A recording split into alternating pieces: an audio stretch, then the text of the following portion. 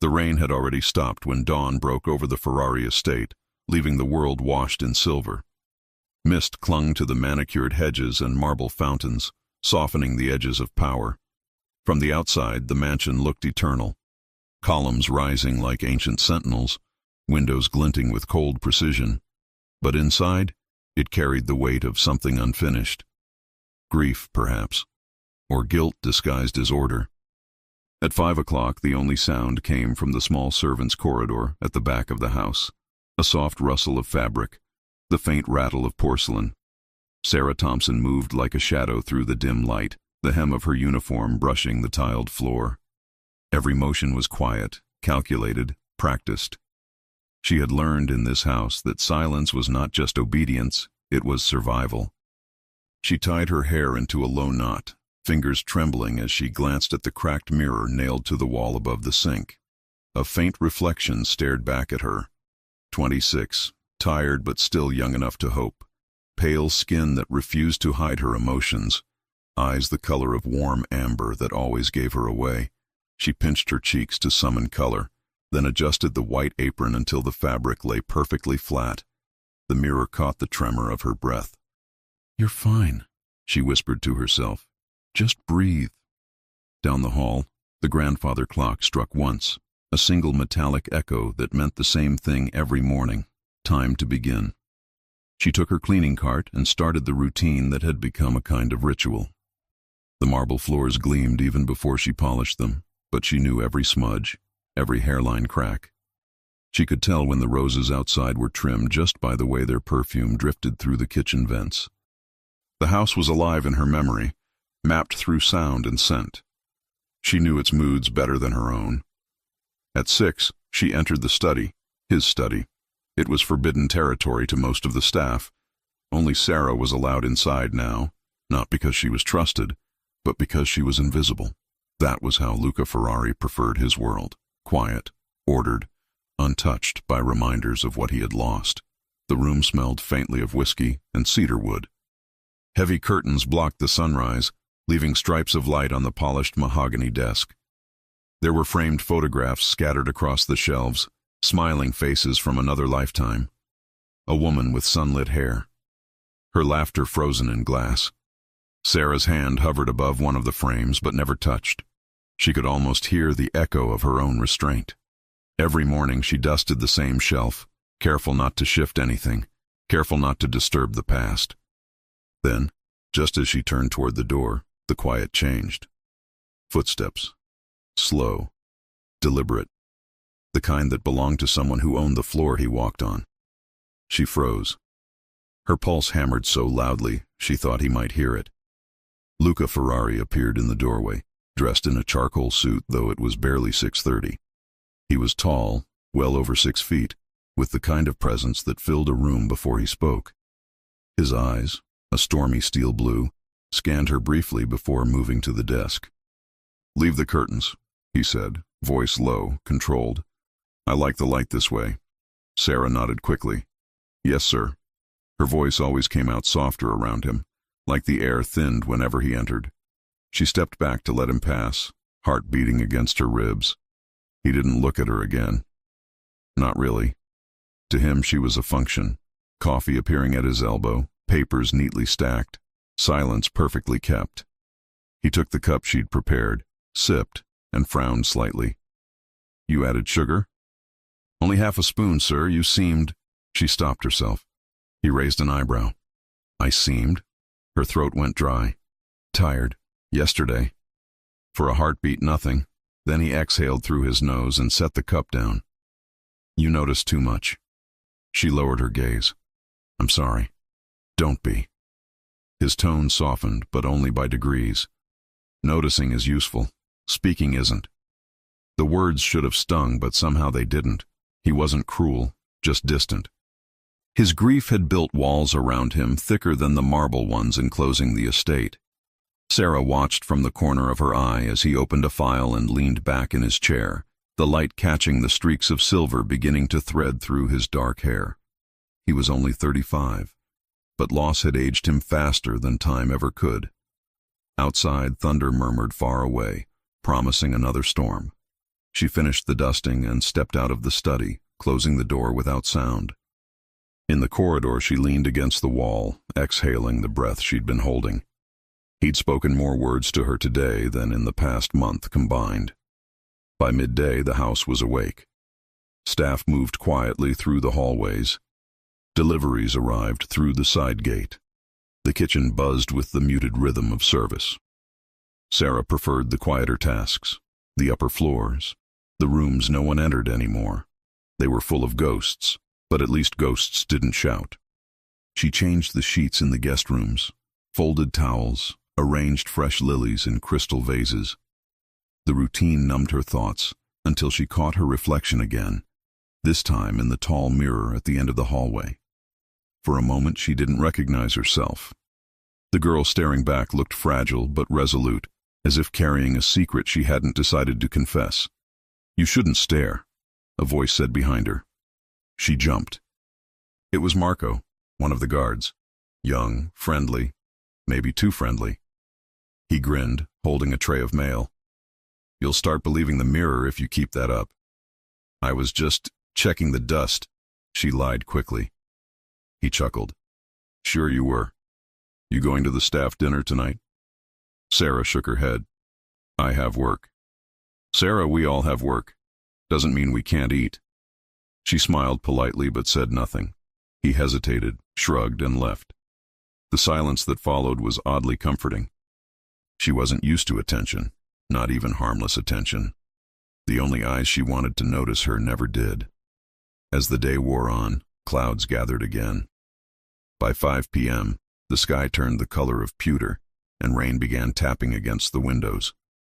She finished early, then walked through the corridor toward the service wing. That was when she heard it. Music. Piano notes. Low, hesitant, like someone relearning how to feel. The sound came from the east wing. From the music room no one entered anymore. She followed it, heartbeat syncing with the rhythm. Through the cracked door, she saw him, Luca, sitting at the grand piano. His jacket was gone, his sleeves rolled to the elbows, fingers gliding hesitantly across the keys. The melody faltered, stopped, then began again. Sarah should have turned back. Instead, she watched, entranced. The rainlight softened his face, made him human again, stripped of the armor he wore around others. Each note seemed to carve a piece out of his silence. He wasn't the ruthless Ferrari the city whispered about. He was a man learning how to remember without breaking. A floorboard creaked beneath her weight. He looked up sharply. Their eyes met through the narrow gap of the door. Hers wide, startled, his unreadable. For a heartbeat, neither moved. Then his voice, calm but firm. "Come in." She hesitated. "I didn't mean to. Come in," he repeated. She stepped inside, soaked in guilt and rainlight. The room smelled of old wood and faint cologne.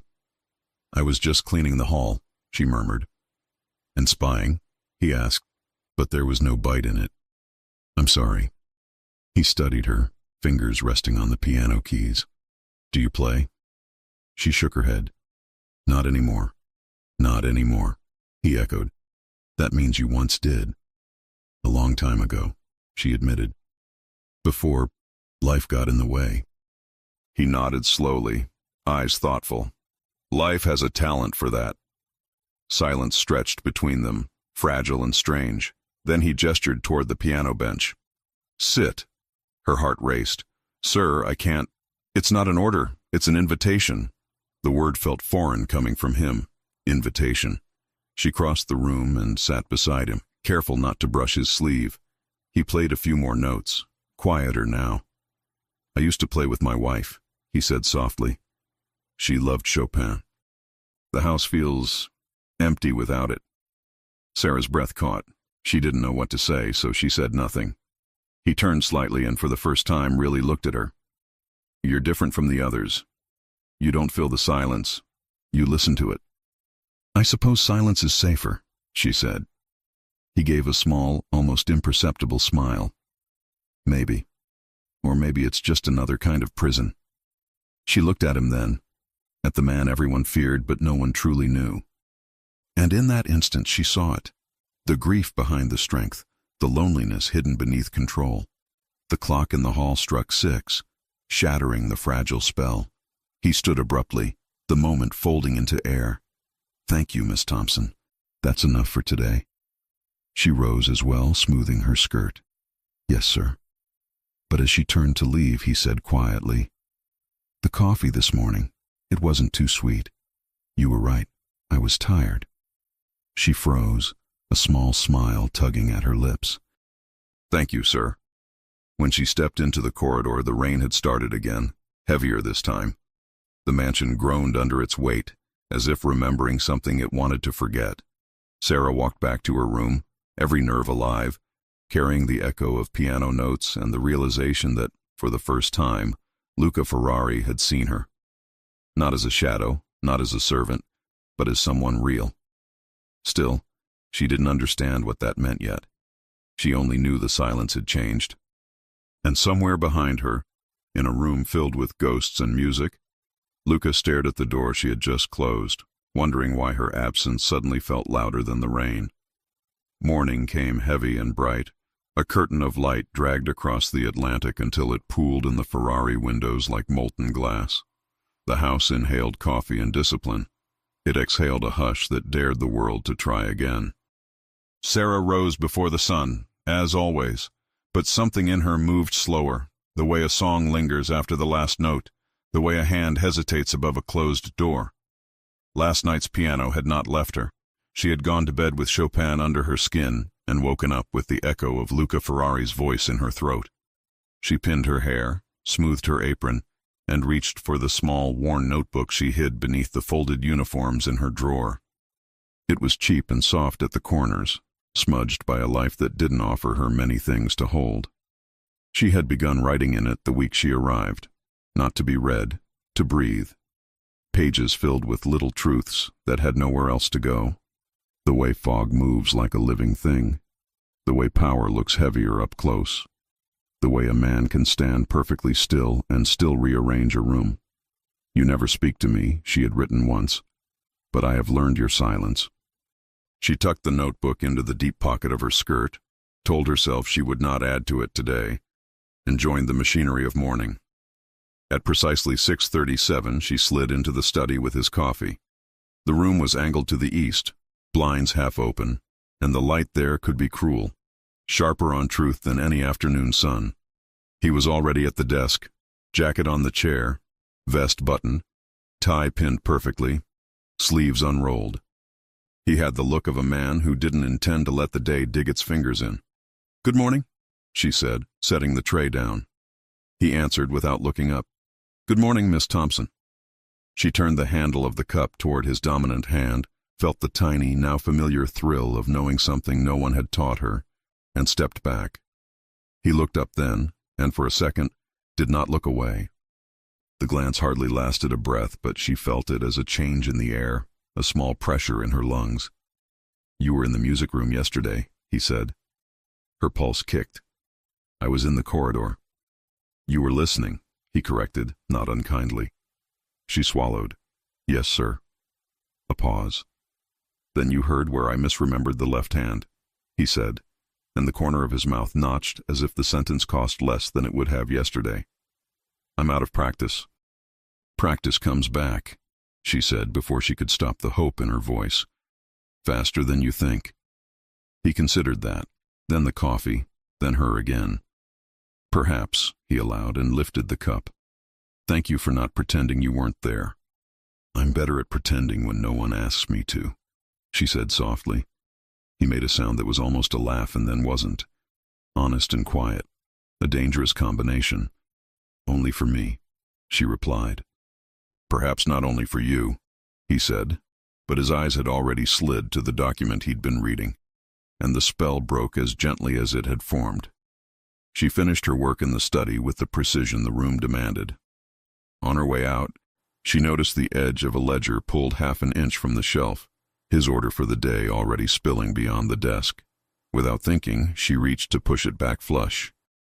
The movement tugged at her skirt, the pocket gaped, and the notebook slipped out and hit the rug with a sound too soft to register as danger. She would have missed it if he had not looked up at exactly the moment it fell.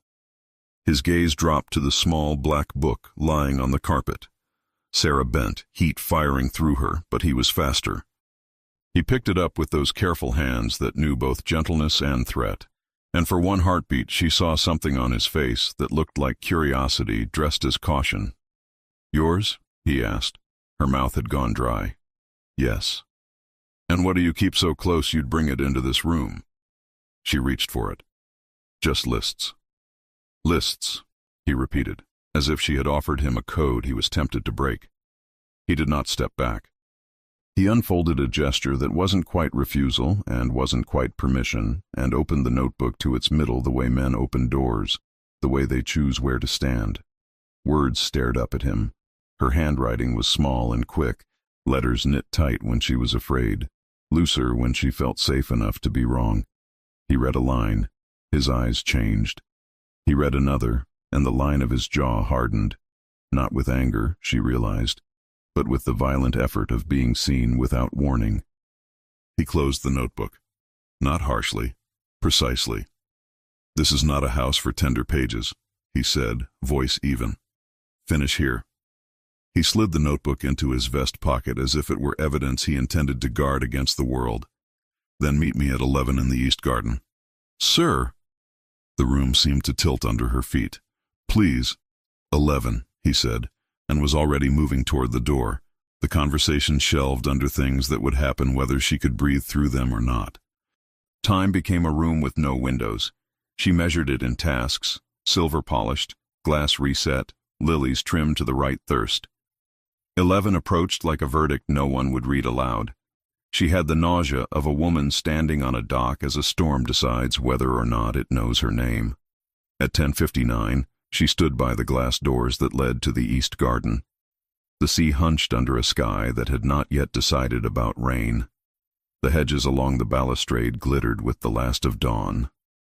She laid her palm against the cool pane, as if that could keep her steady when nothing else could. He came at 11, perfectly on time. A man who married himself to schedules because chaos always asked him to dance. No jacket, vest still on. Tie loosened half an inch. He had put the morning back together enough to face the afternoon and left the evening for later. He stopped a pace away, near enough to be weather, far enough to be honorable. He touched his pocket, the one where her pages lay, and the smallest of smiles ghosted his mouth. "You write like a person who survived being unheard." She felt the blunt kindness of the sentence like sunlight at the end of a long haul. "I write because there's nowhere to put the days," she said.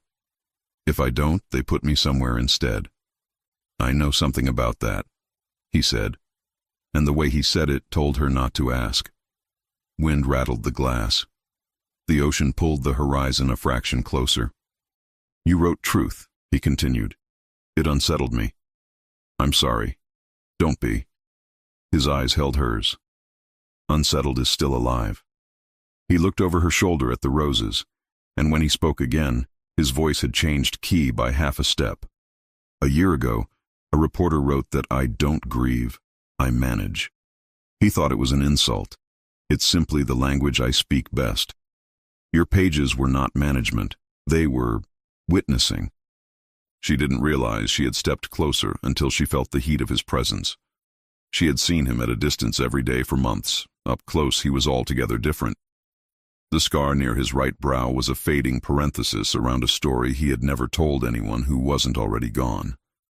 The hairs at his temple tilted silver under the light because he had long ago stopped asking his life to wait.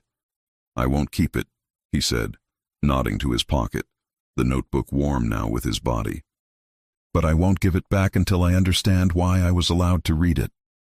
"I didn't allow it," she said, the smallest laugh uncoiling from somewhere scared. "I dropped it like a fool." He shook his head. "There are 100 rooms in this house where something can fall and never be seen. It fell in front of me." He let that hang between them, then sealed it with a simple, practical truth. "There's a gala tonight, the kind with long lenses. I will be what they need me to be for 4 hours. I want you nowhere near it. Stay in the upper hall. If you need air, use the east loggia. No silhouettes on the grand staircase, no balcony. "Yes, Mr. Fair." "Luca," he said, and she felt her name change inside his. "When it's only us, and only if you choose to." She couldn't force sound through her throat. The syllables waited like a secret that knew it would be found. He spared her, looked briefly toward the cliffs, and when he looked back, there was something ironic and fragile at once trying to live in his mouth. "Do you always love in silence, Sarah?" The world narrowed to the size of an intake of air. A gull wrote a white line across the sky. The sea answered the question with another question, and neither of them had grammar enough for it. She shook her head, and it could have meant, "No, I don't love," or "No, not always," or "No, not if you're asking like that." He did not press. Men who have lost things to pressure learn when not to apply it. He inclined his head, and she felt the conversation end without being concluded. "Stay where I asked you to. For your sake. For mine." "For yours?" The words surprised them both. "I am more careful when you're somewhere I can predict," he said simply. "And I need to be careful tonight." "Because of the lenses?" she asked. "Because of the men who hold them." He paused, then, because he had already given her more than he meant to, added one more truth. "Some of them take pictures. Some take aim." He left her there with the wind on her face and her name in his mouth. The garden did not change shape, but she had. The house felt different too, as if the marble had softened an inch, as if the chandeliers understood something beyond electricity. The day spilled forward like a glass filled too high. Florists came and went, threading garlands through banisters. The quartermaster laid out cutlery that had outlived dynasties. Security walked the perimeter until the hedges learned their names. Sarah folded napkins into small, expensive swans that would die at the first spill of red wine. The smallness of the work calmed her. The bigness of what waited did not. At 4, she climbed the service stair to the linen pantry, a narrow room that smelled of starch and sleep. She closed the door and leaned back against it, pressing her eyes shut until the pulse behind them softened. She told herself she would retrieve the notebook tonight and burn it in the sink, then tell the truth only to the things that could not repeat it: stone, ocean, night. A shadow crossed the threshold under the door. She straightened as the handle turned. The door opened 5 inches and stopped. Luca stood there, tie loosened a degree, cufflinks in his hand, a man changing armor between battles. "You came to hide," he said. "I came to breathe," she answered, which in her language was the same thing. He stepped inside, and the small room learned his angles. The scent of cedar and some distant tobacco clung to him like memory clings to the softest fabric. He lifted the notebook from his vest and held it out. She didn't move. "I read 1 page, he said. Then I stopped. "Why?" "Because I am learning to leave some doors closed," he said, quiet and factual. "Take it." She reached. Their fingers brushed, skin to skin, no more than a rehearsal for a touch that would not be written. The book felt warmer than when she'd lost it. She slipped it back into her pocket, conscious that she was returning a heartbeat to its ribcage. "You were right about one thing," he said, turning the cufflink with his thumb. "Silence is safer. It is also expensive." "What does it cost?" she asked again. "Company," he said simply, "and belief." The pantry felt suddenly too small for oxygen. He turned as if to go, then stopped. "If you look down from the mezzanine tonight, do it only once. If you can't help looking twice, leave. Twice is how people get noticed." She smiled despite the way her nerves trembled. "And you?" "I was noticed the day I was born," he said dryly. "I've been negotiating the terms ever since." He left her with that, and she sank against the shelves and laughed once, a helpless, quiet sound that might have been a sob with better posture.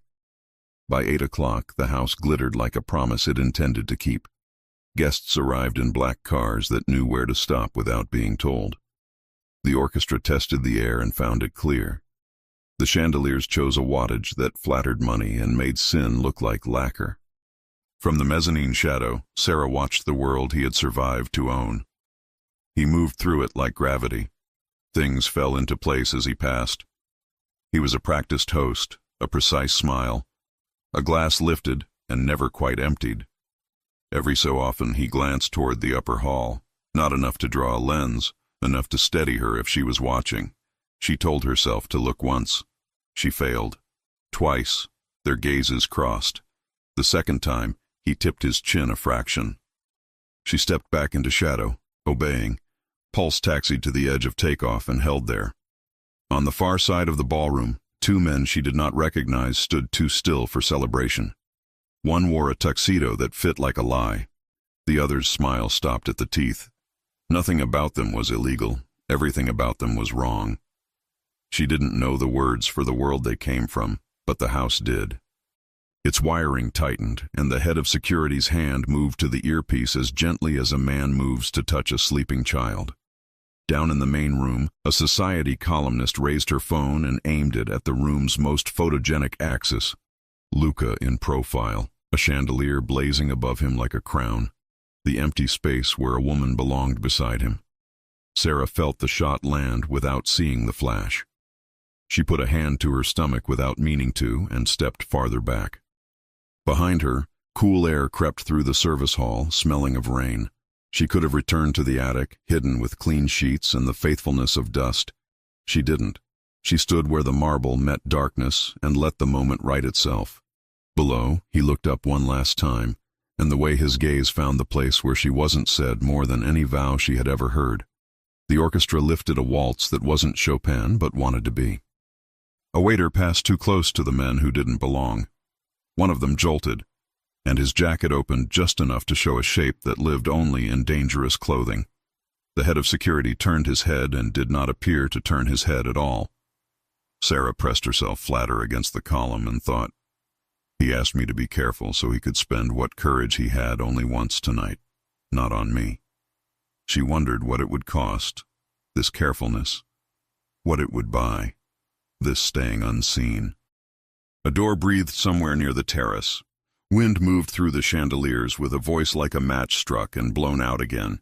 She looked only once more and saw him lift a glass while not drinking, smile while not surrendering, and carry the weight of a house that had decided to live again. He had asked her a question in the garden and let her leave it unanswered. Now a new one formed in the air between them, larger, heavier, louder than violins. What happens to a man who is master of every gaze when, for the first time, he risks looking back? By late afternoon, the mansion had shed its quiet skin. Lighting rigs glowed like tame constellations above the ballroom. A string quartet tuned in murmurs, and the caterers moved in crisp, choreographed lines through a scent of lemon zest and seared filet. Outside, the Atlantic threw glassy light against the windows as if the sea itself felt expected. Sarah spent the day one floor above the spectacle, a ghost with a checklist. She ironed table linens that would never know her name, counted crystal flutes by the rack, refolded napkins into swans that would die with the first spill of champagne.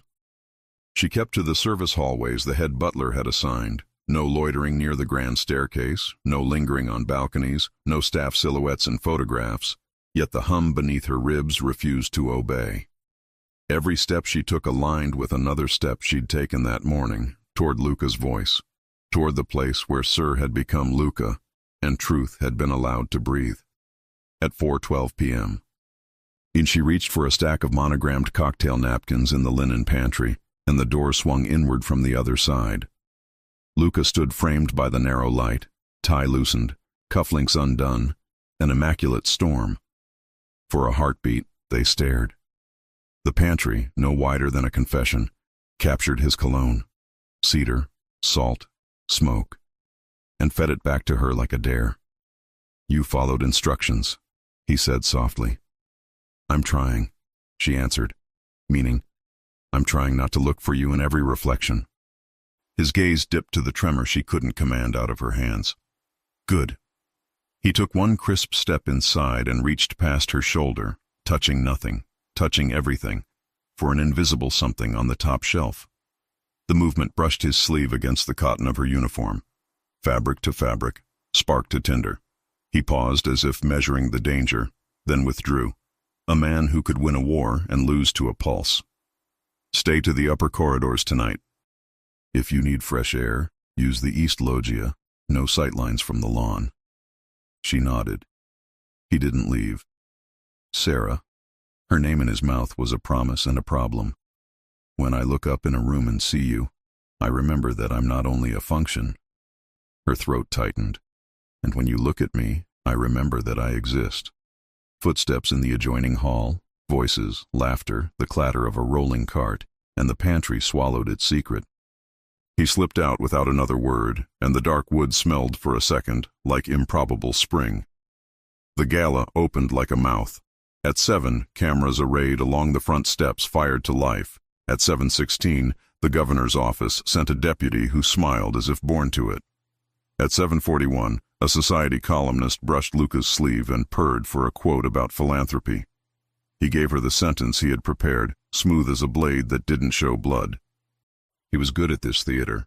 The tilt of the chin, the half-laugh that implied nothing stuck, the handshake that told powerful men they were recognized and contained. Upstairs, Sarah drifted between doorways and shadow, a lantern no one could see. She learned the strange arithmetic of wanting to watch and needing not to be seen. From the attic landing she could see a sliver of chandelier and the sheen of Luca's hair when he turned toward the bar. From the mezzanine that staff used to cross unseen, she watched the quartet lift a waltz that lifted spines. Twice in 2 different rooms, he looked up, not at the crowd, not at the camera, but at the space where she stood. Twice she dropped her gaze, obedient and alive. At 9:03 p.m., she pushed open a service door to the west lawn for a breath of cold. A hedge rustled somewhere beyond, and she stepped back, certain she had imagined it. At 9:07 p.m., a man in a black jacket crouched behind that hedge with a camera fitted with a lens that could turn distance intimate. He had the feral patience of men who eat by stealing moments. The first click caught Luca in profile as he moved through a corridor toward a side staircase. The second framed the empty angle of the landing and Sarah's shadow against the wallpaper. The third, ruinous, found them on the narrow service stairs. She descending, he ascending. A single step between them, their eyes meeting in a line of light. No touch, no sin, only an expression that told a truer story than bodies could have dared. The photographer smiled, a wolfish little smile. He didn't need scandal to be explicit. He needed the suggestion of it sharpened by a legend's name. He slipped sideways through shrubs, kept low along the stone perimeter, and later that night uploaded the files with a subject line he knew would get opened. King and Maid. The mansion didn't know it had been bitten until morning. At 6:01 a.m., Sarah woke in her attic room to a knock that carried authority and apology in equal parts. She pulled her sweater around her and opened the door. Luca stood there jacketless, hair damp from a shower taken too fast. He held his phone without ceremony and showed her what the world would see in an hour. Grain, light, the narrow staircase, the look. She felt the blood leave her face. "Fire me," she said, before she could stop the old habit of sacrificing herself to the first solution that promised quiet. "If you let me go this morning, they'll rewrite it as a misunderstanding, and I don't fire people for loving me," he said. The sentence landed with both hands. She tried to breathe and couldn't. "Then what do you do?" "I move you," he answered. "Or I marry you."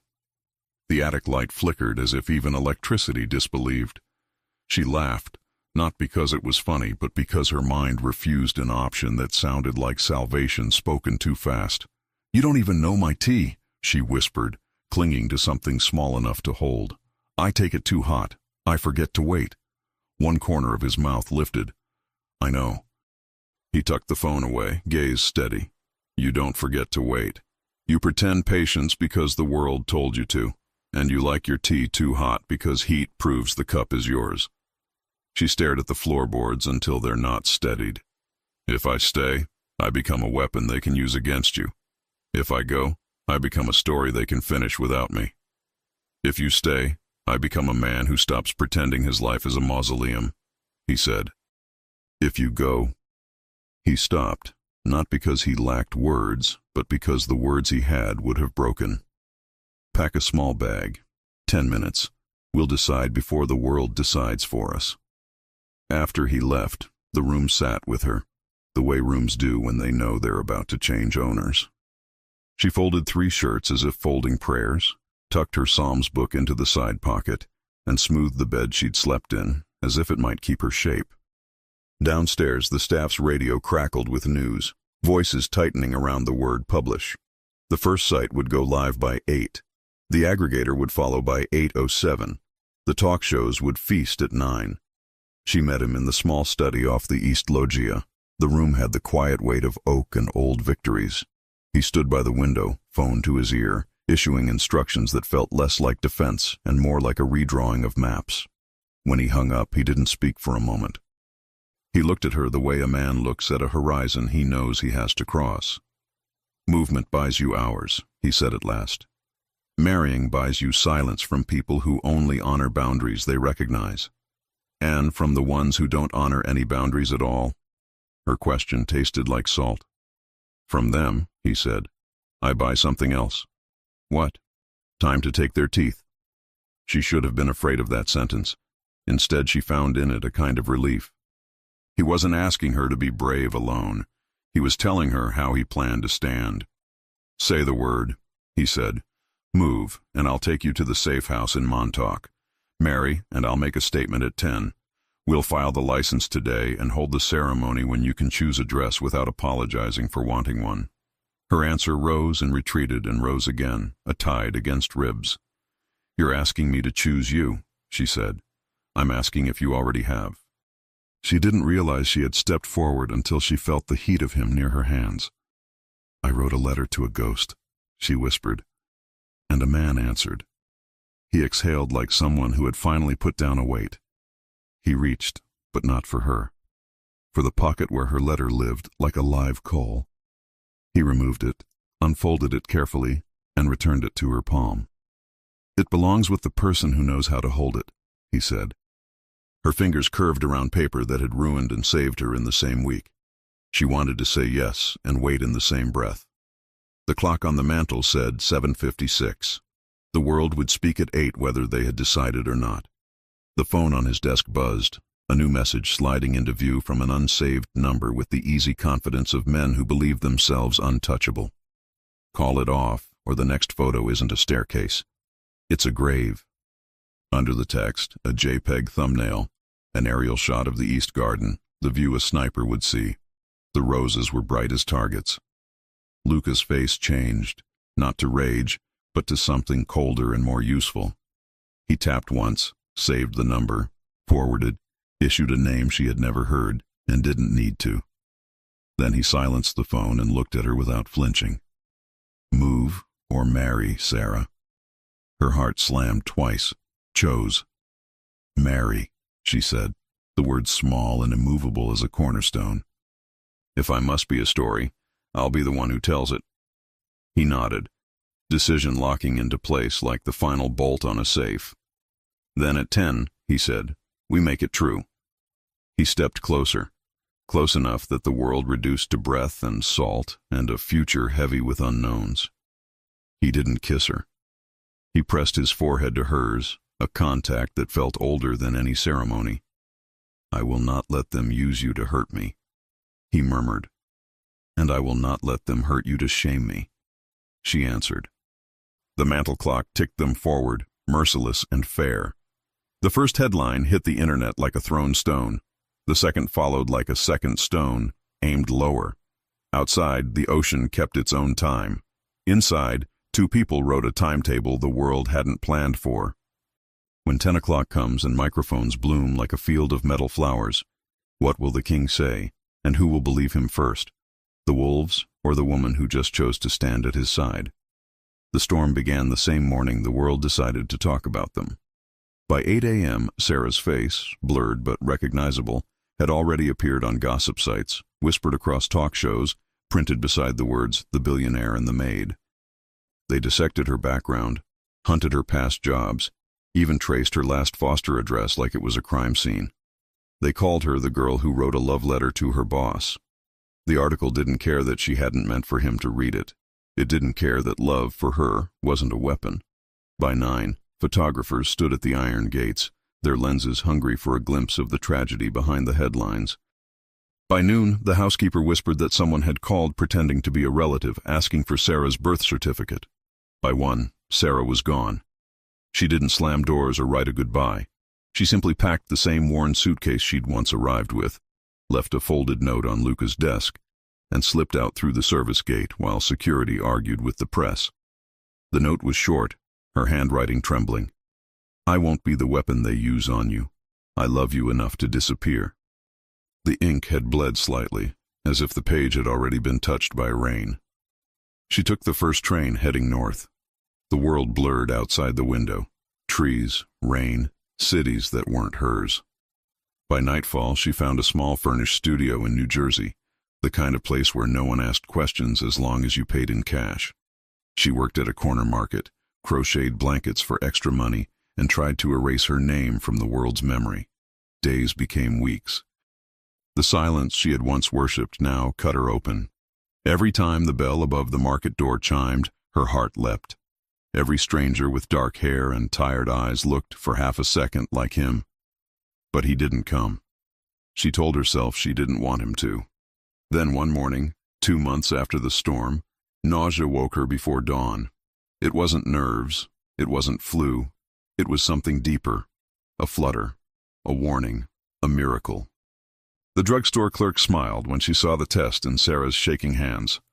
"First time?" Sarah nodded, barely breathing. She took the box home, followed the instructions like scripture, and waited. The little plastic window filled slowly, mercilessly, with 2 red lines. For a long moment she couldn't move. The room tilted, her pulse racing ahead of thought.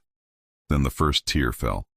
Not from fear, not only from fear, but from the impossible truth blooming inside her. She pressed her palm to her stomach and whispered, "You're real." The sound of her own voice broke something open. She sat on the bathroom floor until the light outside turned gold and thin. Then she began to laugh softly, the kind of laugh that sounds like surrender. She was alone, but not empty. Luca Ferrari searched every corner of the country. Private investigators, security networks, even street cameras. Nothing. She'd vanished as completely as a dream that refuses to be remembered. Every night he returned to the mansion that now felt like a museum of loss. The rooms she'd walked through still smelled faintly of lavender soap and courage. Her letter, the one he'd given back, lay folded on his nightstand, worn soft from his hands. He slept little. He ate less. When people mentioned her, he didn't answer. When they mocked the scandal, he didn't defend it. He simply waited for a sign that she still existed. That sign came on a Tuesday afternoon, in the form of a photograph from a market security camera. The image was grainy, but unmistakable. Her, 2 months older, thinner, with her hair pulled back and a softness in her face that hadn't been there before, a secret she hadn't told him yet. He didn't hesitate. That night the sky cracked open. Rain came hard, angry, like it had been saving itself for this moment. Sarah sat in her small apartment, holding the ultrasound slip the doctor had printed that morning. A blurry shadow, the outline of everything she loved and everything she feared. She was whispering the name she hadn't yet decided on when a knock echoed through the thunder. 3 slow knocks, steady, familiar. Her heart stopped. She opened the door. Luca stood there, drenched from the storm, his hair plastered to his forehead, jacket heavy with rain, eyes darker than she'd ever seen them. For a second, they just stared at each other. Then his gaze fell to her stomach. The fabric of her sweater couldn't hide the gentle curve. The air between them changed. Heavy, electric, sacred. "Mine?" he asked, his voice barely audible. She nodded once, eyes flooding. "Yours, only yours." Something inside him broke, something made of iron and silence. He stepped forward, closed the space between them, and fell to his knees on her worn carpet. His hands shook as he touched her, as if afraid she might vanish again. He pressed his forehead to her belly and exhaled a sound that wasn't quite a sob, and wasn't quite relief. "I searched everywhere," he whispered. "I left everywhere," she said softly. "I know," he breathed, looking up at her. His voice trembled for the first time she'd ever heard. "I thought I'd lost you forever." "You did," she answered, And then, almost smiling through tears, "And you found me anyway." "Oh," he stood, eyes searching hers. "Marry me. Because of the baby? Because of you," he said, each word like a vow. "Because I loved you before I knew your name, and I'll love you long after I forget mine." She tried to laugh, but it broke into sobs. "You don't even know my tea." He smiled faintly. "Too hot. You forget to wait." She laughed through the tears, shaking her head. "You remembered?" "I remember everything about you," he said, and pulled her into his arms. The rain roared louder, hammering the windows, drowning out the rest of the world. They stood like that for a long time, two people who had been broken in different languages and were finally learning the same one. When he kissed her, it wasn't the kind of kiss that promises forever. It was the kind that says we survived this far. He stayed through the storm. When morning came, he made her tea too hot on purpose and watched her smile through the steam. Then his phone buzzed. One message. No name attached. Just words that froze his blood. "Call off the wedding, or the next photo won't be of a kiss. It'll be of a funeral." He stared at the screen for a long time. Then he turned it face down, kissed Sarah's forehead, and whispered, "Nothing will touch you. Not again." But somewhere, in a city that had never forgiven him, someone else whispered back, "We'll see." The mansion did not welcome them back. It studied them first. Doors that once opened by habit waited a half-second longer, as if measuring whether the two who crossed its threshold were the same people who had left. They weren't. Sarah returned carrying a future against her ribs, and Luca returned carrying a decision that had hardened into bone. The first thing he changed was the air. Fresh paint erased the ghost of perfume in the master suite. New linen, new curtains, a bed that had never known another woman's sleep. "This room shouldn't remember what we didn't live," he said, and there was tenderness in the ruthlessness of it. She protested, out of respect, out of the old instinct to apologize for taking up space, but he shook his head. "Grief is not a museum," he told her. "It's a door. I'm done living behind it." He could not gift her anonymity, so he gave her structure. Mornings began with the doctor, blood work, vitamins, the quiet drum of a tiny heart that stole language from both of them. Then tutors, literature for breath, math for clarity, English diction refined into a silk that still belonged to her. She loved the way knowledge unlocked rooms inside her she hadn't known existed. "You've always been this capable," he said, watching her devour a chapter on market signals. "No one put you where the light could find you." Afternoons, while contractors softened the master suite into something warm and modern, Luca walked her through the house's new skeleton. Updated alarms, camera angles, blind spots patched with mirrors. He spoke to her as an equal, and the language of vigilance, angles, timing, contingencies became a shared dialect. "Stand here, not there," he'd murmur, guiding her a step left so a column and sconce turned her into a smaller target. "If you feel watched, look at glass, not people. Glass tells on everyone." He did not hide what he was. He didn't name it either.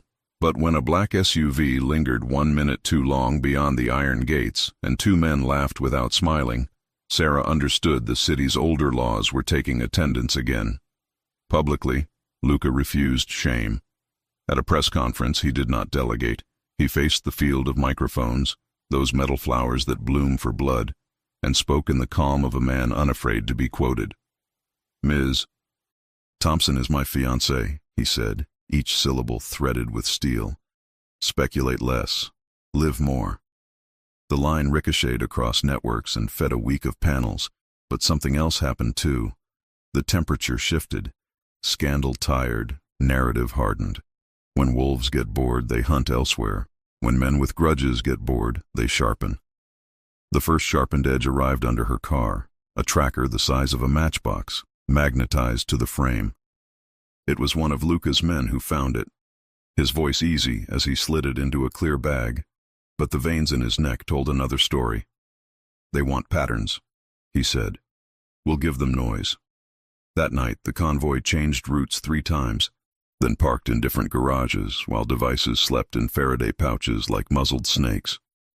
The housekeeper, Joanna, sharp, loyal, exhausted by her own caution, started to set tea out in the mornings without being asked.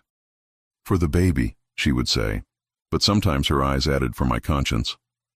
Sarah treated her with the same gravity she gave doctors, aware that kindness can alter the Doppler of a room faster than security systems can. When the invitations for a hospital fundraiser went out, Sarah studied the guest list with the wide-eyed diligence of a woman who refuses to be surprised twice. Names with glossy reputations, names that hid older names underneath. "Who here hates you diplomatically?" she asked, fingertip hovering above a line of print. "Who hates you the way thunder hates silence?" Lucas smiled without humor. Both kinds buy tables. He began training her the way he trained the men who stood closest. Not to fight, he would not outsource that, but to decide under pressure. They cleared the library and drew routes with tape on the carpet. Door to stair, desk to alcove, terrace to hall. "You do not run in a straight line," he said, setting 2 fingers to her wrist until her pulse matched the pace he wanted. "You move in decisions." She learned the house like a chessboard whose squares shifted with the light. A week later, she moved through it with a grace that was neither timid nor theatrical. She had been folding herself small for years. Now she practiced unfolding without apology. Between lessons, life practiced itself on them.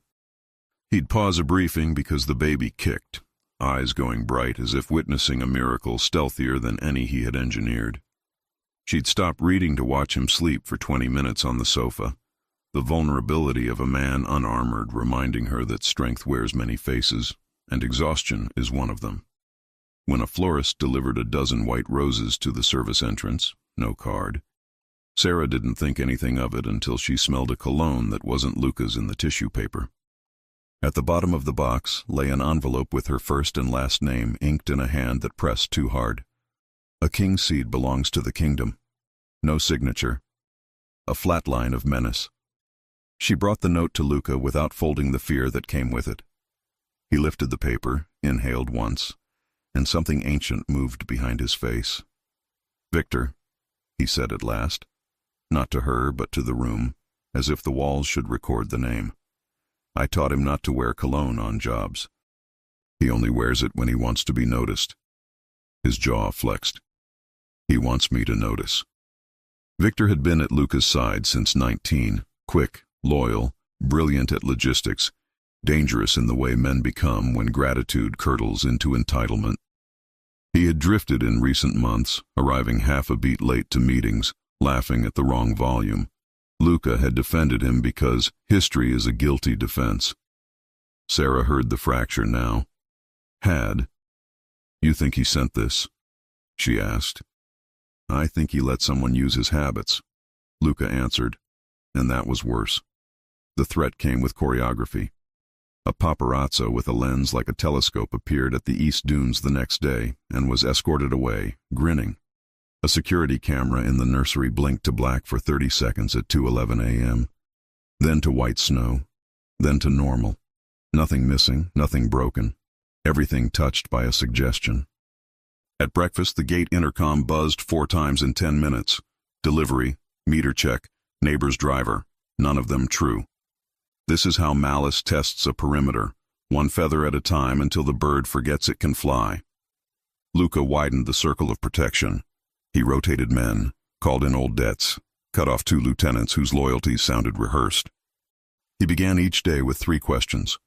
Where are we soft? What did we miss? What would I do to me if I were them? Sarah watched the calculus and felt both safer and closer to the mathematics of danger. He would not let her be a symbol, and only a symbol. He insisted she understand the sums. "Tell me the worst-case route from the library to the nursery," he said one evening, tossing her the ring of door keys the house had trusted to head stewards for decades.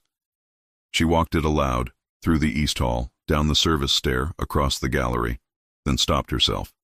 "Not that way," she corrected. "That cuts us past 3 windows.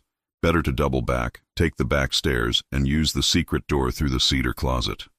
He smiled, not because she was right, but because she was thinking. "You're learning to see the house the way the house sees you." But kindness continued its small work, even in a siege. Maria, the cook with the church bell laugh, arrived one afternoon with a pot of caldo verde and a wooden spoon like a baton. "Eat," she ordered, swatting Luca's hand when he reached for a second bowl. "Not you, her." In the nursery, a rocking chair appeared without anyone confessing to buying it. The wood was warm and plain, the kind that turns lullabies into furniture. Sarah curled there after dinner, reading out loud to a person the size of a fist, and sometimes Luca listened from the doorway like a parishioner who finally believed the sermon might be for him. The night the house flinched, the sea wore a cold, polished moon. Wind ran its fingers across the hedges. Somewhere a latch kissed metal. Somewhere else a floorboard answered with old timber's complaint. Sarah woke into a silence that rang wrong. She lay still, breathing shallow, letting her hearing adjust until it separated wind from intent. There, soft, careful footsteps, where no one should be at that hour. She slid from the bed, bare feet learning the carpet's seams the way a pianist learns distance between notes. In the hallway, the night lights rendered the world in pewter.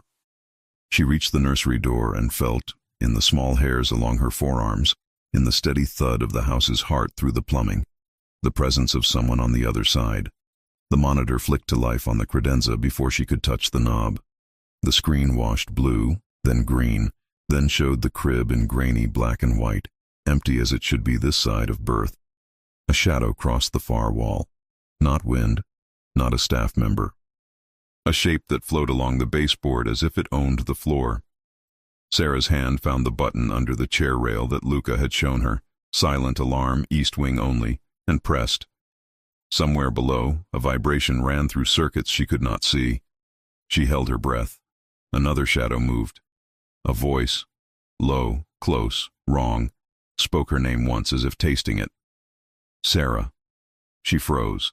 It wasn't Luca. It wasn't any of the men who would die for him. The syllables landed like coins on a closed fist. Downstairs, a door opened with purpose. Multiple footfalls, then a command. East wing.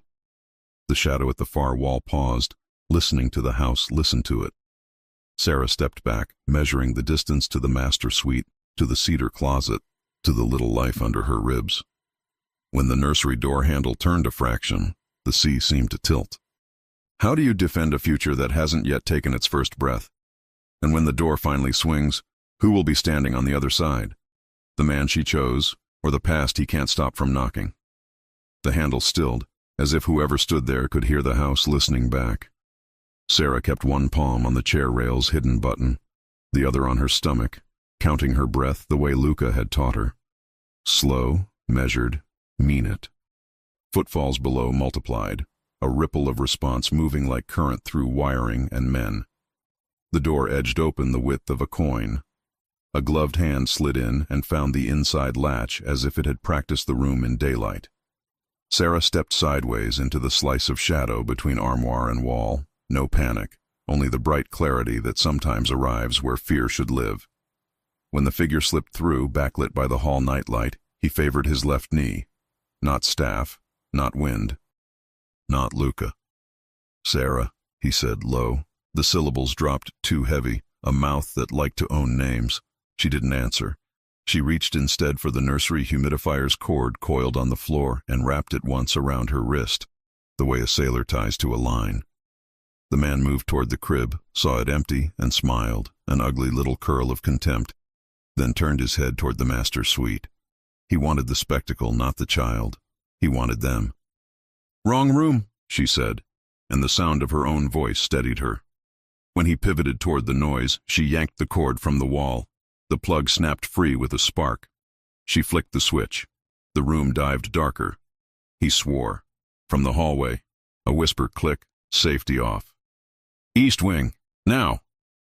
The intruder lunged. She didn't try to outrun him. She moved in decisions. One step left put the armoire between them. Another carried her to the rocker, the heavy maple one Maria had smuggled into the nursery. She shoved it hard with a boot. The chair crashed into his shins. He stumbled, caught himself on the dresser, knocked a music box that started to play a thin lullaby. The wrong song for this hour. The door blasted open. Two of Luca's men came in low and clean, light carving their sightlines. The first grabbed the intruder's gun hand. The second swept his legs. The carpet cushioned and muffled. The house swallowed the sound out of habit. The struggle was fast, brutal, practiced. A blade flashed, a forearm bled, a wrist cracked like a green branch. The gun skittered under the crib and died there. "Down!" one of them barked to Sarah without looking. She crouched behind the dresser, the humidifier cord still looped around her wrist like a primitive rosary. Then Luca filled the doorway. He wore no jacket, no tie, just a dark shirt, open at the throat, and the expression of a storm that had picked where to break. He took in the scene in one inhale. Sarah crouched, the men working, the gloved hand fist tight around nothing. The intruder tried to buck free. A knee pinned him. A breath later, plastic cuffs bit his wrists.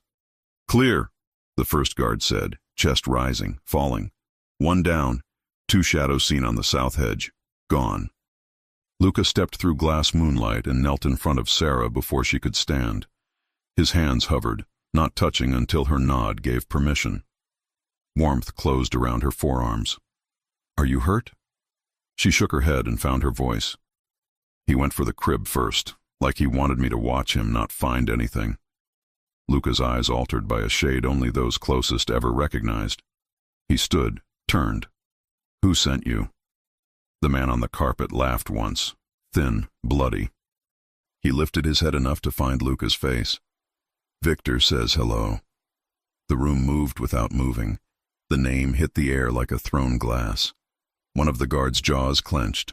Sarah felt a tiny shock behind the sternum, as if a door she hadn't wanted to open had opened on its own. Luca didn't blink. "That's one man's mistake," he said evenly, "and the last order he'll ever give." The intruder smirked until he saw the thing that lived behind Luca's calm, the ledger that balanced, the math that always paid. He looked away first. "Get him downstairs," Luca said. Quietly. "Cameras on, hall clear. Call Dr. Meyer for the arm." He angled his head to Sarah, already offering a hand. "We're done in here." Only when the nursery emptied did she let the tremor in her knees be real. He felt it through his palm and drew her gently against his chest. His voice, when it came, was the voice he saved for a world reduced to two. "You pressed the alarm, you killed the lights, you moved exactly where I'd have moved you. You did everything right." "I was afraid," she admitted into his shirt. "So was I," he said. "That makes us careful. Careful keeps you breathing." He guided her back to the master suite, closed the door, and slid the extra bolt that had seemed paranoid when the locksmith installed it at noon. The ocean shouldered the cliff beyond the glass. He poured her water and made her drink, hands steady now that his were permitted to shake. "Victor," she said at last, placing the name between them like evidence. "You trusted him." "I fed him when we were poor," he answered, a plane of old pain crossing his face. "Taught him how to sign his name the first time a bank took us seriously. He learned too much and loved me too little." "Why betray you now?" "Because men who want thrones don't like seeing a crown become a ring." His glance dropped to her hand, though there was no band there yet. "And because someone older promised him a shortcut." "The rival," she said, "the one whose cologne had stained the florist's tissue." He nodded once. He didn't say Mafia. He didn't need to. The word hung in the wiring, in the way the house counted time between sirens. She realized then that loving him would always mean loving a man who had tamed a monster by becoming fluent in its language, and was now trying to teach their child a different alphabet. A rap at the door. "Boss," the head of security said from the hall, voice low. "Packages contained." South cameras pulled 2 more features. Masks, hoodie, height around 5'10". They had an exit vehicle on Shore Road. "We've got a plate. It's dirt." "Run it anyway," Luca said. "Wake whatever judge answers at this hour. I want warrants for everything we can name and for whatever we can invent a name for." He looked back to Sarah and, just for a second, let her see the cost. The night had taken inches from him. She reached up and touched the place near his temple where grief and fury lived side by side. "You can't fight this alone," she said. "I don't intend to," he answered. "I intend to fight it in front of everyone." She understood then what he meant to do. Not retreat. Not hide her in a safe house like a relic. He would build a stage and invite his enemies to sit under chandeliers and drink from heavy crystal while he rewrote the script. He would bait the trap with something the underworld never resisted, its own reflection. "Another gala?" she asked, half astonished, half afraid. "A benefit for the pediatric wing," he said wryly. "We'll fund 1,000 stitches and set one more that matters to me." "Victor will come," she said. "He'll have to," Luca replied. "He needs to be seen to believe he still exists." He crossed to the desk, lifted a small velvet box from a drawer, and returned to her with a line of humility that made him look young and very human. This wasn't supposed to happen after broken windows and plastic cuffs. He opened it. A ring the color of promise held the light and refused to let go. "But nothing about us has happened the way stories teach it. Marry me anyway." Her yes was not a breath. It was a standing thing. He slid the ring home, and for a moment the house, this house that had learned to be a mausoleum, remembered how to bless. Wind touched the glass like a benediction. Somewhere, the music box in the nursery wound down by itself and went still. They stood there, 2 people plus a heartbeat, hearing the ocean tell its old story and adding theirs to it. Then the rest of the night arrived, statements to draft, patrols to double, phone calls that would set quiet machinery in motion. Before he turned to work, he pressed his forehead to hers. "Sleep if you can. I'll be 3 rooms away." "Not far enough to make me worry," she said, and the ghost of a smile loosened the iron in his jaw. She slept an hour, maybe 2, in shallow, tidal drift. When she woke, it was to the soft chime of a message delivered to a phone on his desk. He was gone to the East Gallery with the security team. Moonlight sketched the empty chair. She crossed the carpet, curiosity and caution walking together, and saw the text on the lock screen. No number, just a symbol like a struck coin, and words that clarified the night. "Tomorrow, bring the queen to the board, or watch the board burn." She felt the baby turn, a small, insistent answer to a threat that thought itself larger than life. She set the phone down and stared through her reflection into the dark glass beyond. The lawn silvered, the roses darker than blood. If the bait must glimmer under chandeliers, how do you enter a room designed to break you and walk out with the crown, the ring, and a future that refuses to be negotiated? No one could tell that the mansion had almost bled the week before. By sunset, it looked like a palace carved from starlight. Chandeliers glittered like galaxies, polished marble reflected the orchestra's glow, and laughter drifted through the halls as if danger had never learned their address. But beneath the surface, every smile had an echo, every movement a shadow. This wasn't a celebration. It was a test. And everyone in the room was a piece on Luca Ferrari's chessboard. Sarah stood at the top of the grand staircase, radiant and trembling. The gown he had chosen for her, deep emerald silk, slit just enough to whisper power, clung to her like it had memorized her courage. The diamond ring caught the light as if the universe itself bowed to it. From below, Luca looked up and forgot how to breathe. He had seen her in fear, in silence, in tears, but never like this, walking through danger with the grace of someone who had already survived it once. "Are you ready?" he asked when she reached him. She met his gaze. "No," she said honestly, "but I'll walk beside you anyway."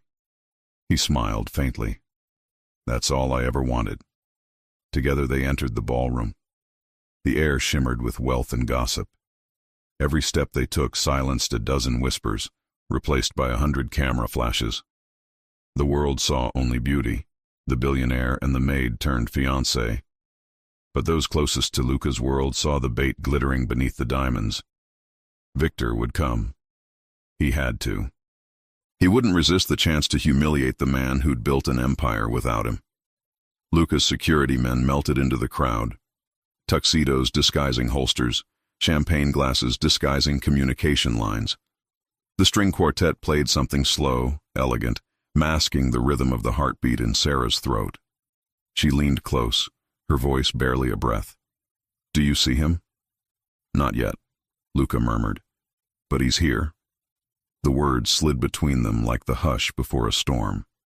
Half an hour later, the air changed. It wasn't sight, it was instinct. A temperature drop, a vibration in the floor. The way Luca's eyes sharpened as if his soul had felt the shift first.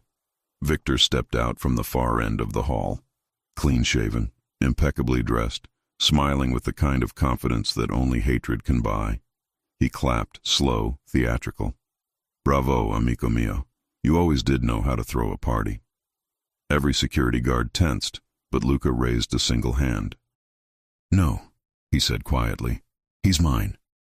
Sarah could feel the air between them tighten like piano wire. Victor's gaze slid to her, sharp and deliberate.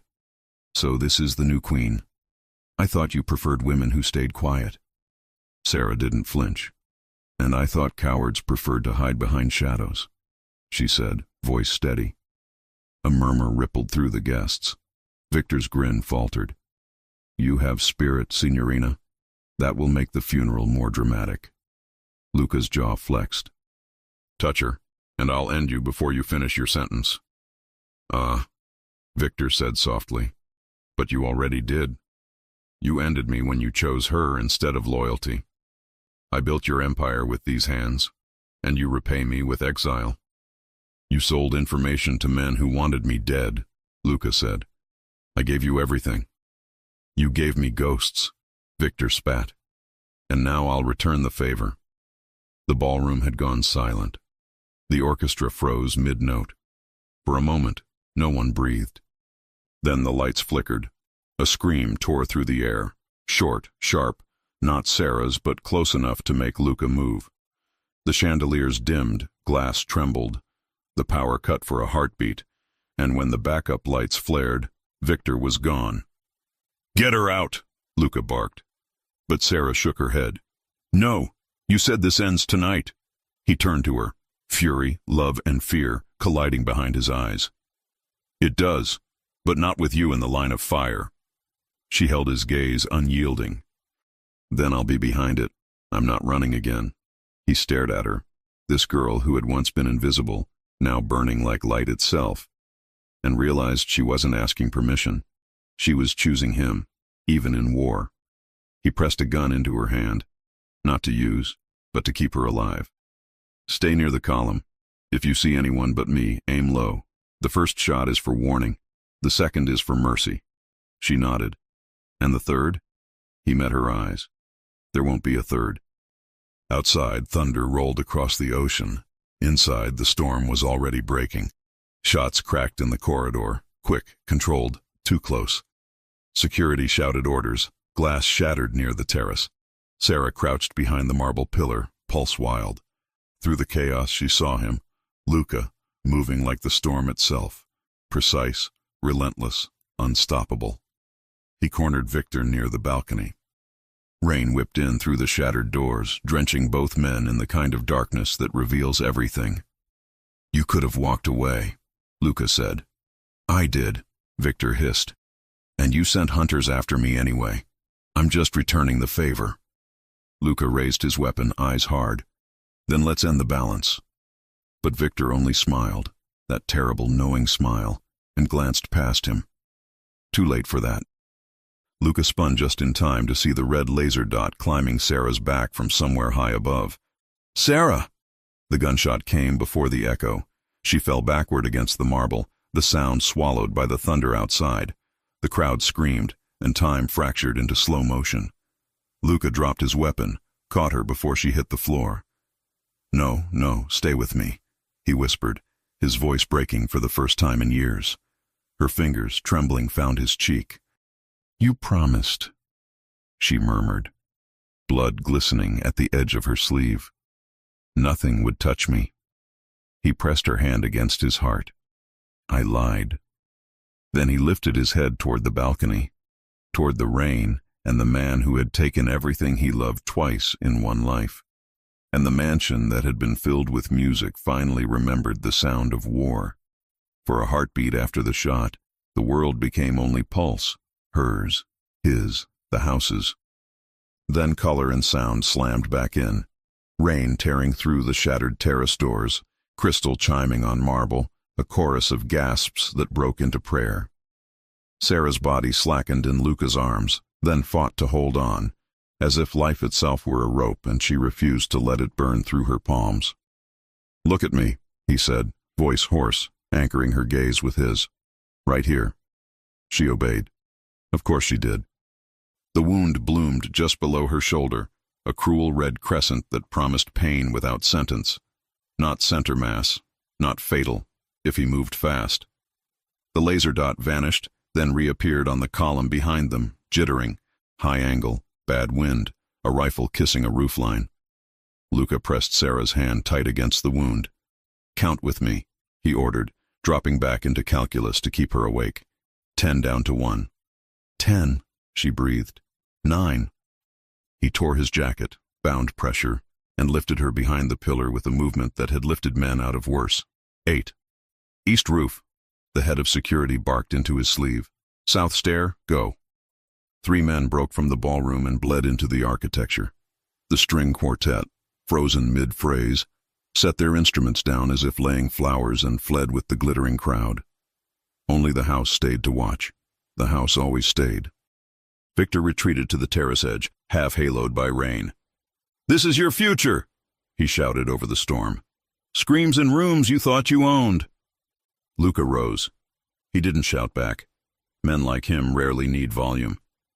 "You hired cowards to shoot a woman from a roof," he said. "Even betrayal deserves a better craftsman." Victor's smile trembled. "You made me into this."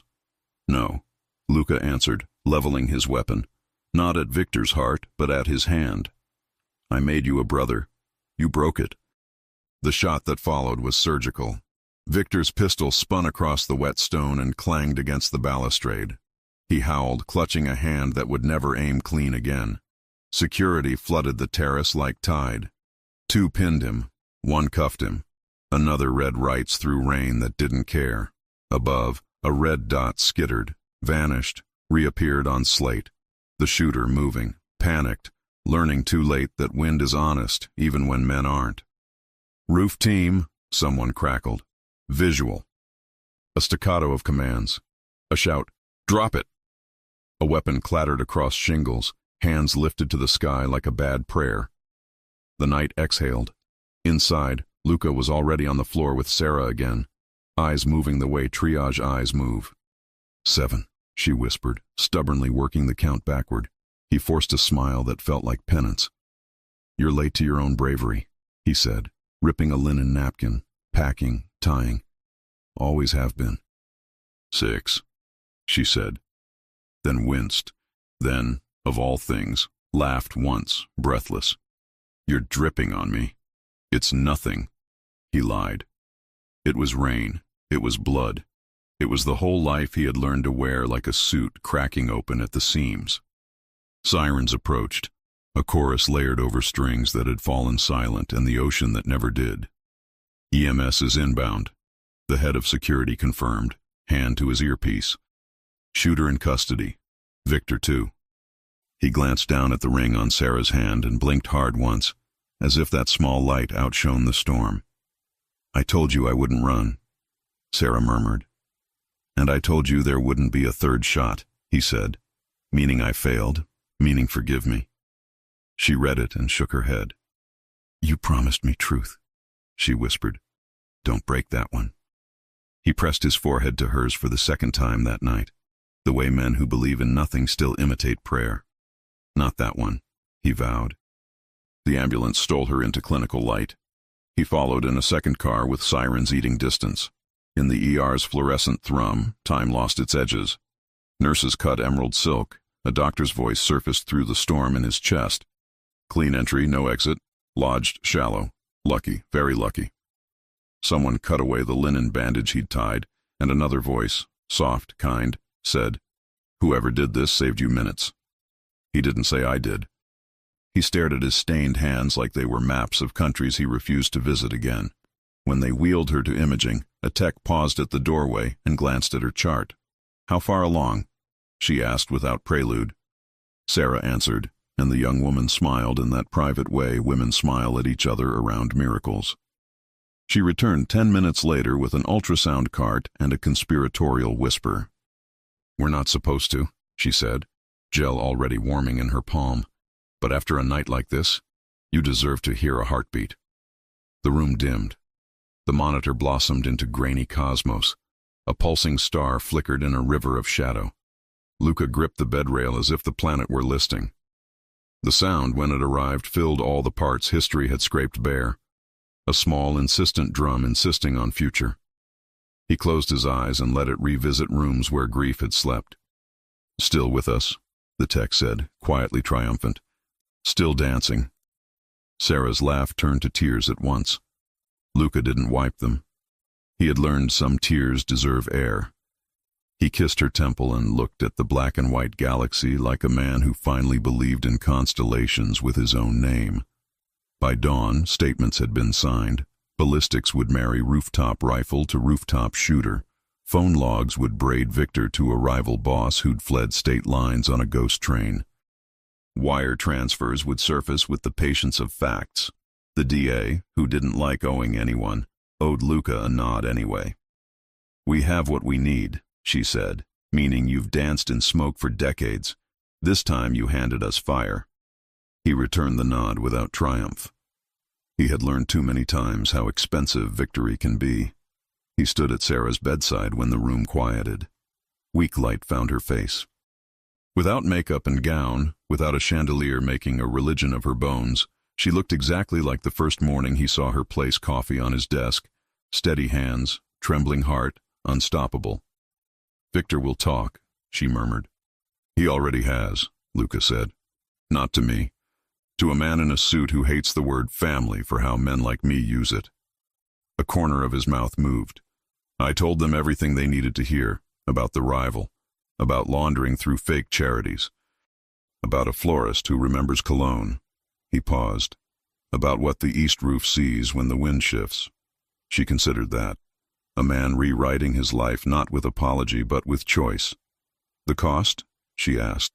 He looked past her, toward the corridor where the night's echo was still learning how to die. "Old loyalties don't like daylight.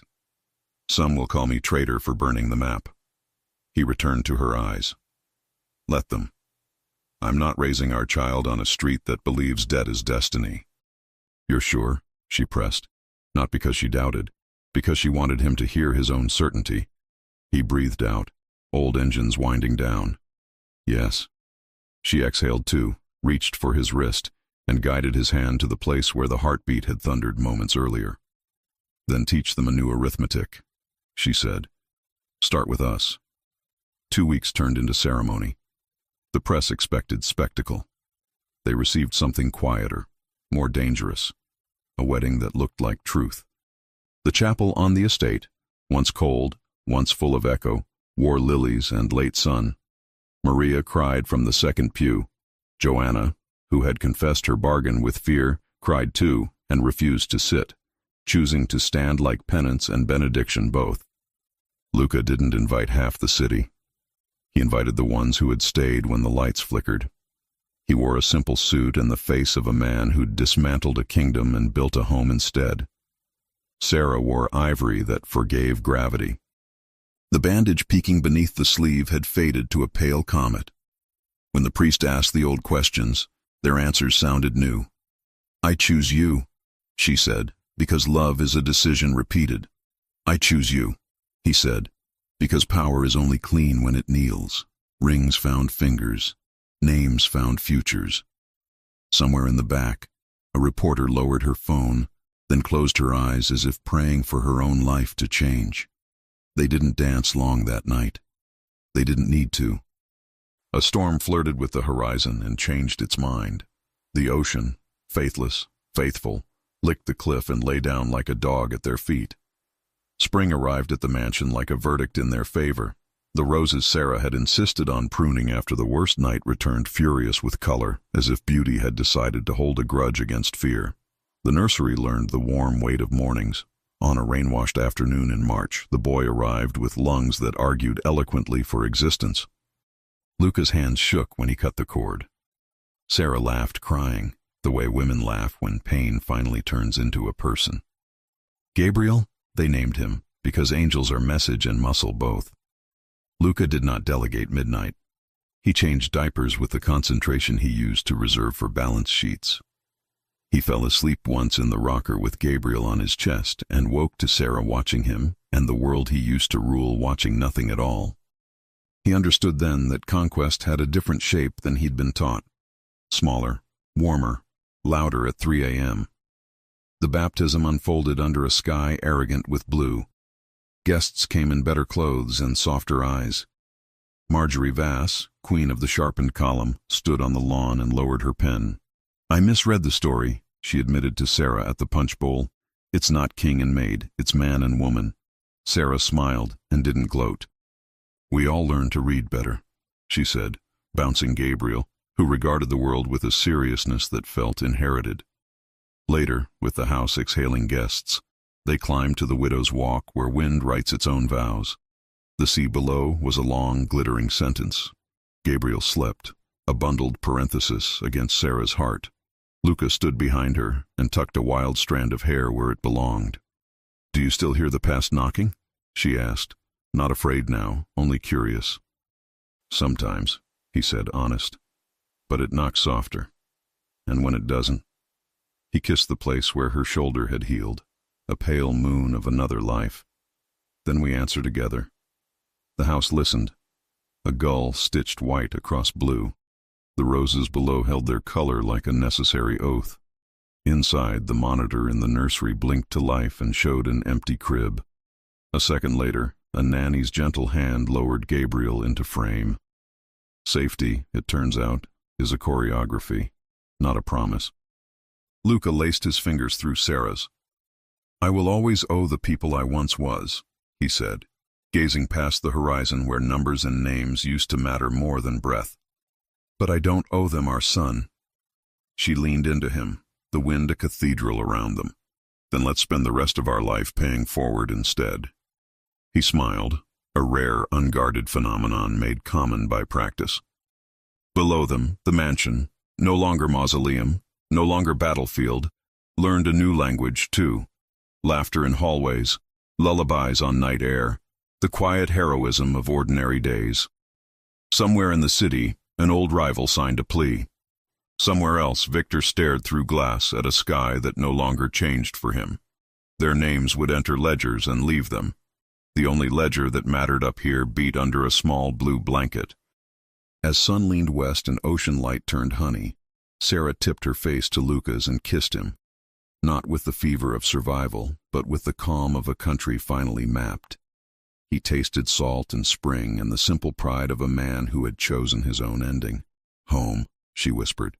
"Home," he agreed. And if, one night years from now, the past knocks with new tricks and old teeth, the door on the cliff will still open, not to let danger in, but to let two people step out together and remind the dark what light costs and what it buys. If you enjoy stories like this, take a moment to subscribe to the channel. That's how I'll know you truly liked it. Even if you're watching on your TV, grab a second to join this family of fans who love emotional and heartfelt stories. Your support means everything, and it helps us bring you even more tales like this one.